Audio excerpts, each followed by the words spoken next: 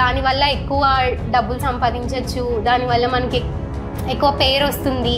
ప్రజలు గుర్తించి ఆదరించి ఉపయోగించుకున్నారు ఈ ఉభయ గోదావరి జిల్లాల్లో ప్రజలు.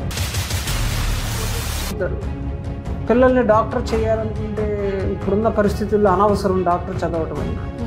టీమ్ స్ట్రాంగ్గా తయారు చేయడంలోనే సాయి హాస్పిటల్ సక్సెస్ అంతా ఉంది. ఏంటి సార్ అసలు రోబోటిక్ నీ సర్జన్ అంటే రోబో వచ్చి ఆపరేషన్ చేస్తున్నది? ఒక రోబోని పెట్టి ఛార్జెస్ ఎక్కువ తీసేసుకుంటారేమో కదా వాళ్ళు హాస్పిటల్ని డెవలప్ చేసుకోవడానికి, లేకపోతే పేషెంట్స్ని బాగా దోచేయడానికి. The biggest challenge in medical practice now ఏంటంటే అరిగిపోయిన మోకాళ్ళు తిరిగి మామూలుగా చేయడం ఎవరికీ సాధ్యం కాదు.